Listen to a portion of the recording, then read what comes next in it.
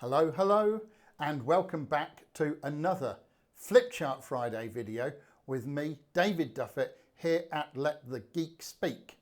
As you know, these videos are all about enhancing your own presentations by using the hints, tips, tools and techniques you find packed into the various videos we have. And by the way, if you haven't seen any others, then get along to the YouTube channel called Let the Geek Speak.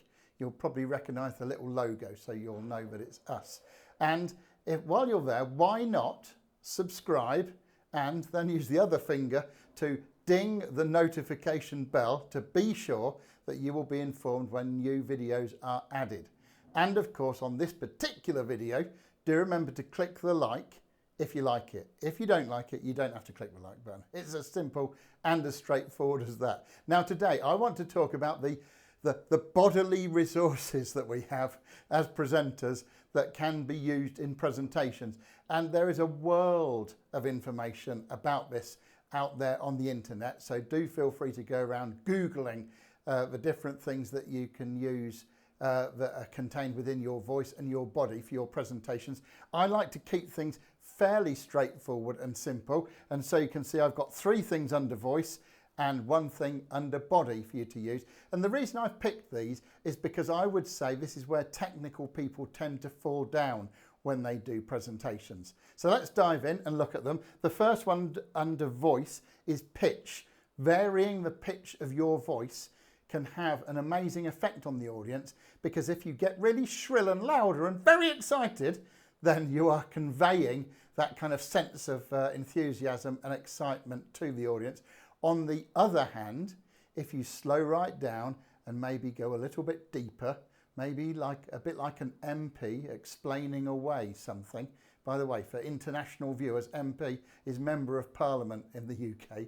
But what they tend to do is they tend to go very slow and steady with a deeper pitch when they're kind of conveying something very important. But you can use your voice to do this. Here's the thing. Trouble is, geeks tend not to do this, and so therefore they have a monotone, and of course you know what the extension of that, the corollary of that is monotonous, monotonous. It makes the delivery a little bit samey and difficult to listen to. Whereas if you vary the pitch up and down appropriately, not just for the sake of it, that can be very useful. The next one is the pace.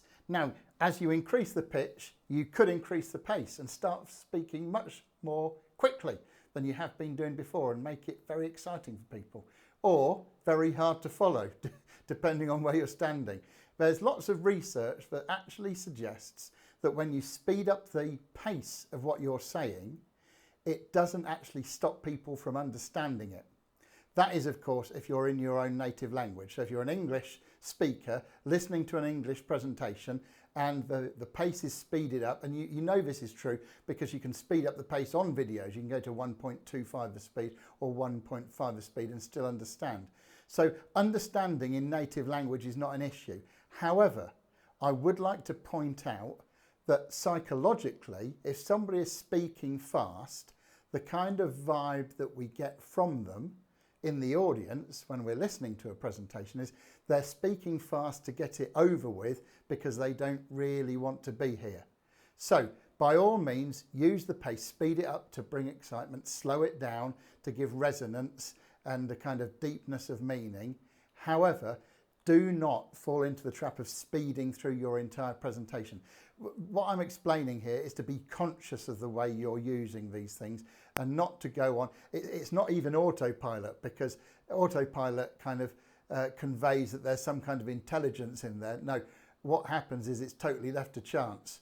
And the chances are that you're going to dribble along in a monotonous voice at the same speed, and that's not going to be very exciting for people unless you really think about it. So use your pitch, use your pace, and of course, of prime importance, especially after asking questions, is the pause. So let me ask you, why do you think that pauses are so important when you're delivering presentations?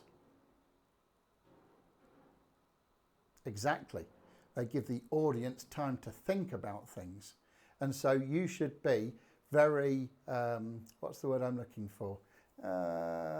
liberal with your use of pauses, but don't overuse them. You know, it's any of these, use them, but don't overuse them.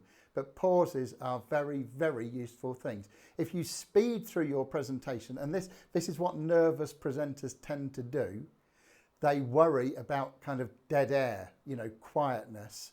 And so if there is quietness, they tend to fill it by using their own voice. And that's not the thing to do.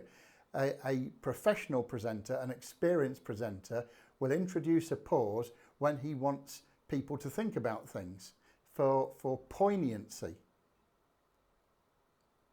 There's nothing wrong with a pause at all. They're very, very useful things. And then moving over to the body, well, all I really wanted to talk about here was posture.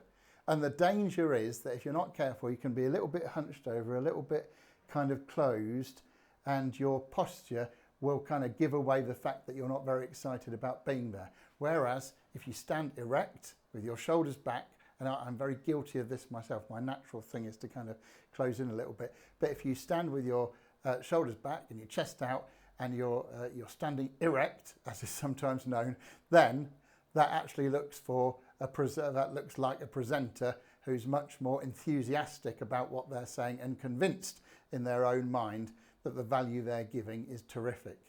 So all of these things are there. They're free, aren't they? You don't have to pay anything for these. There's no subscriptions or anything like that. You've already got them.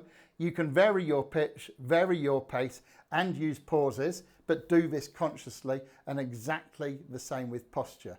And doing this will totally enhance your presentation. If you've never thought about it before, just flick through in your mind presentations you've seen and you've been impressed by, and the chances are that the presenter was consciously using these things. And then go through in your mind presentations, if you can remember any that weren't that exciting, and you will find similarly that these weren't used by those presenters that didn't kind of grab your attention.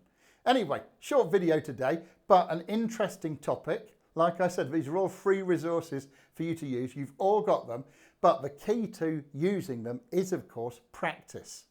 That is where the power comes in.